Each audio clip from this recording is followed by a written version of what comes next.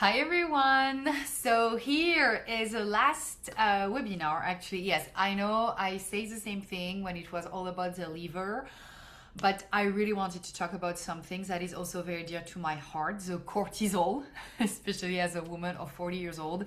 So I wanted to do one more, of them before summer break. Is cortisol keeping you in survival mode?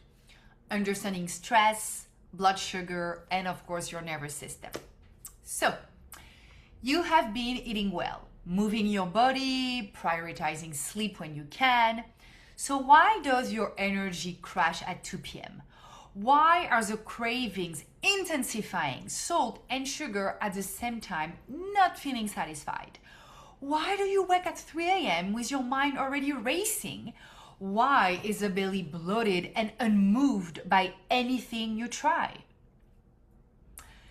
These things speak to each other, and the root is worth looking at. In this new webinar, we are going to explore the role of your cortisol, the primary stress hormone, and why chronic, low-grade stress may be behind so many of the symptoms women especially normalize. I've done it, as simply part of life. We are going to look at what actually happening in the body, what feeds the cycle, and what gentle, ancient tools can help you feeling safe again, okay? So, your body never lies. It is always communicating, okay? We agree with that now. And what we tend to do, especially as women, is become so good at managing, at pushing through, at saying, I'm fine, I'm okay, all is good, it's normal, I'm old, I just had a baby, my heart is broken, blah, blah, blah, blah, blah. That unfortunately, we stop hearing what the body is actually trying to say. So let me ask you a few questions. Do you wake up already tired before the day has even started? Do you crash in the afternoon and need caffeine or sugar to get through? Do you wake up at 3 a.m. with your mind already racing, unable to fall back asleep? Do you have stubborn belly fat that doesn't move no matter what you do? Do you feel wired but exhausted at the same time, a kind of tired that rest does not fix? Do you experience intense cravings, salt and sugar at the same time, hunger that never feels resolved? And if several of these resonate, you are not alone and you are not broken. What you are is a person, probably, living in a high demand world with a nervous system that has been running emergency protocols for far too long. And so that's why we're going to talk about cortisol. What it is, what happens when cortisol stays elevated, and most importantly, what you can do about it. Not with willpower, not with stricter protocols, but by teaching your body how to feel safe again. So that's what we're going to cover. What cortisol actually is and what chronic stress does to the body. The symptoms you might not realize are signs of high cortisol. The cortisol insulin loop, why the belly fat and cravings won't budge. The hidden drivers feeding the cycle. And botanicals and daily practices that help the body return to balance. Let's begin. So what cortisol is and what chronic stress does. Cortisol is your primary stress hormone. It's healthy, okay? We need it. There is nothing wrong with that. It is produced by the adrenal glands. It's two small glands that sit on top of your kidneys. And it is released in response to any perceived threat or demand, but also just to wake up, so again, healthy. In the short term, cortisol is extraordinary. It sharpens your focus, mobilizes energy, reserves, and prepares the body for action. It is a reason our ancestors could outrun a predator. The problem is that the body cannot distinguish between being chased by a lion or a dinosaur and being overwhelmed by emails, a difficult relationship, a sleepless night, a processed meal, or the relentless pace of modern life, unfortunately.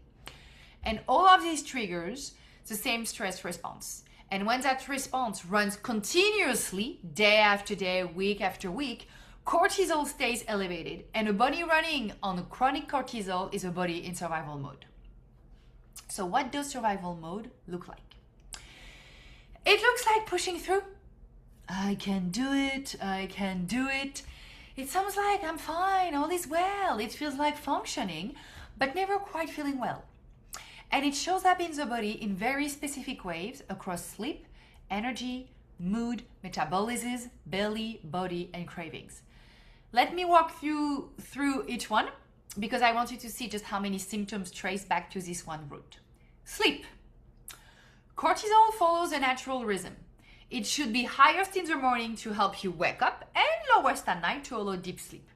When this rhythm is dysregulated, cortisol stays elevated at night. You cannot fall asleep. You wake at 3 a.m. with your mind already running. You have vivid, unsettling dreams. You wake up tired even after a full night. Energy. Wired but tired. That paradox so many women describe, exhausted but unable to truly rest. Afternoon crashes, reaching for caffeine to get through at 2 p.m., running on stress hormones rather than joining vitality. The belly. This is the one that frustrates women the most. Cortisol drives fat storage directly to the abdomen. It's just a survival mechanism because in times of threat, okay, abdominal fat is an accessible energy reserve, okay? Like that's just like, tell me how much of belly fat you have and I will tell you, like if you are surviving, like day to day.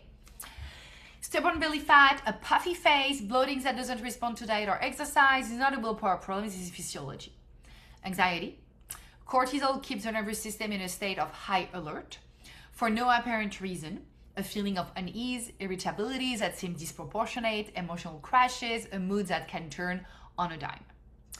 The body. Jaw clenching, the body holding tension even during sleep. Hair thinning because when the body is in survival mode, it diverts resources away from non-essential functions like hair growth. Slow wound healing for the same reason. Metabolism. Blood sugar crashes, storing fat, always hungry. The metabolism is locked into a survival pattern that prioritizes holding on rather than releasing. And finally, cravings. Salt and sugar at the same time. This is the adrenal signature. The body craving the very things that temporarily relieve the stress response. Sugar for quick energy, salt for adrenal support. Never feeling satisfied because the underlying sign is never being addressed.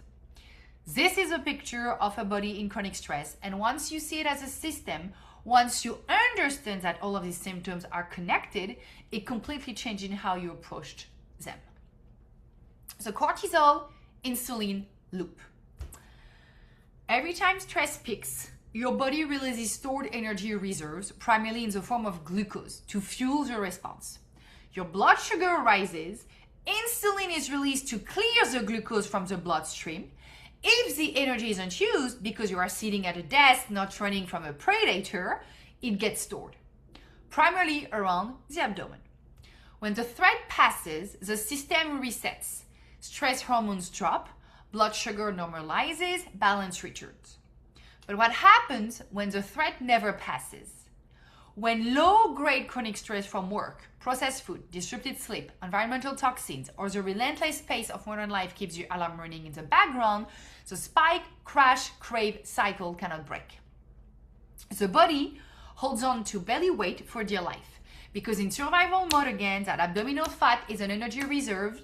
It does not feel safe releasing. And the craving intensified, not because of weakness, but because the body is doing exactly what it is designed to do, seek quick energy to fuel a threat response that is never actually resolved. This is the cortisol insulin loop, and it cannot be broken by willpower or restriction. It can only be broken by addressing the root of it, teaching the nervous system that the threat has passed, that it is safe to release, that nourishment is available. Traditional medicine understood this long before modern science gave it a name. In Ayurvedic medicine, this state is understood as excess vata, the wind and air constitution, destabilized by overstimulation, irregular rhythm, and too much output without sufficient replenishment. In TCM, traditional Chinese medicine, it corresponds to a liver qi stagnation, energies that cannot move freely, leading to heat, frustration, and metabolic congestion. In Western herbalism, it is described as a depleted nervous system unable to down-regulate. And in all three traditions, the body is asking for the same things: safety, rhythms, and nourishment. The hidden drivers feeding the cycle. The gut connection.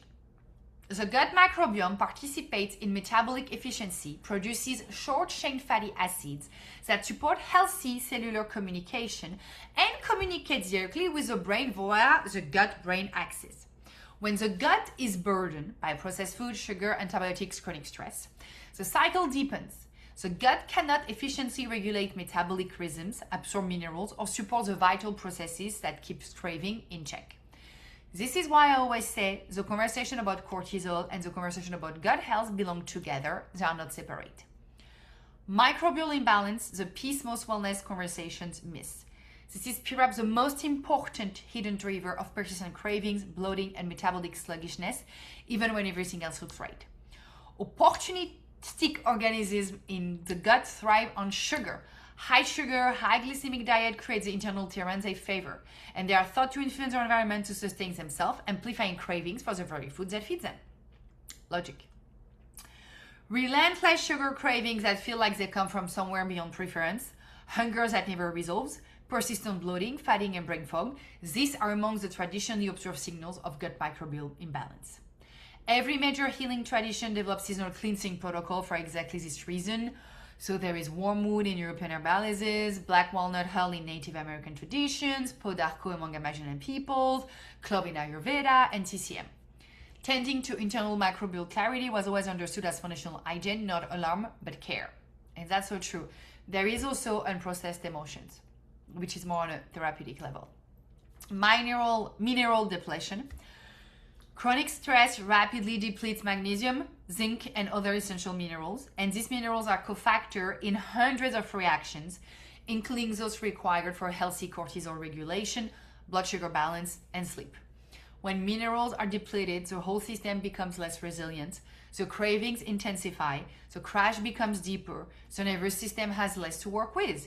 This is why nourishment, not restriction, is the answer. Botanicals and daily practices. Now let's talk about what you can actually do. And I want to state this clearly, we're not talking about fixing or fighting, we're talking about creating the conditions in which the body's own healing intelligence can reassert itself. Unlike pharmaceuticals, plants operate on a slower, gentler timeline. They restore the conditions for healing, they don't override the body's wisdom. Adaptogens, the foundation. Adaptogens are a specific category of herbs defined by their ability to increase the body's non-specific resistance to stress without overstimulating it. They work with the HPA axis, the stress response system, to normalize the cortisol response over time. So defining quality is bidirectionality. They read and respond to the body's specific needs rather than pushing in a fixed direction. This makes them extraordinary allies for a nervous system that has lost its ability to self-regulate. Key adaptogen for cortisol support, ashwagandha, studied for its potential to support steady energy and a grounded stress response, one of the most researched adaptogen for cortisol specifically. Reishi, revered in TCM as a Shen tonic that nourishes the spirit as much as the body, studied for potential effect on metabolic vitality and immune harmony. Tulsi, Ayurveda calls it the incomparable one, adaptogenic and traditionally used to support a steady metabolic baseline and a healthy cortisol balance. Adaptogens are tonic herbs. They build their effect over weeks, not hours, okay? Taken consistently, they're one of the most powerful tools available for nervous system restoration. Then, botanicals for metabolic and gut support. Cinnamon, traditionally used to support healthy glucose metabolism and moderate post-meal blood sugar curves.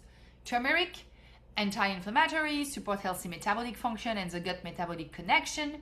Ginger, support digestion, peripheral circulation, and the gut-brain axis. And green tea, rich in catechins that support balanced energy metabolism without the cortisol spike of coffee. And then, of course, there is a bitters.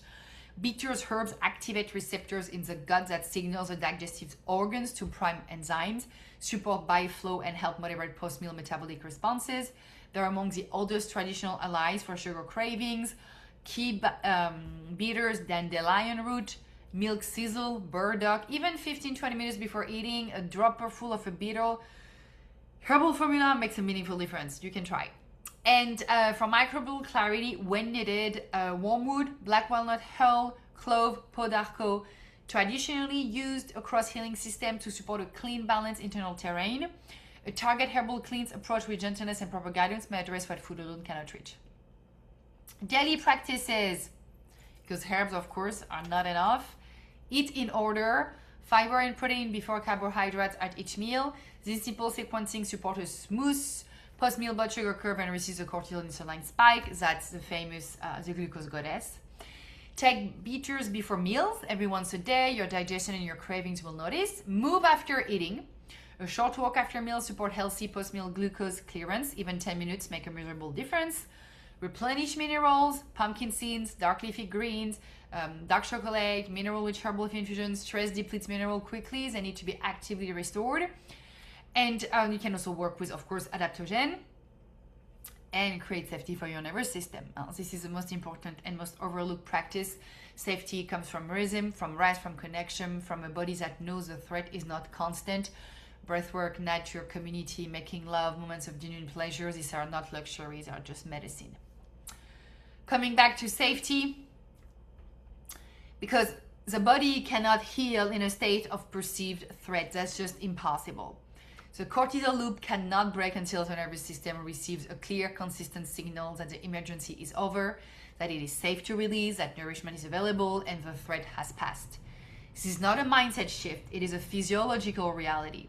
And it means that everything we have talked about today, adaptogen, bitters, mineral repletions, the blood sugar sequencing, all of it works on one fundamental level, creating the condition in which your body feels safe enough to return to itself.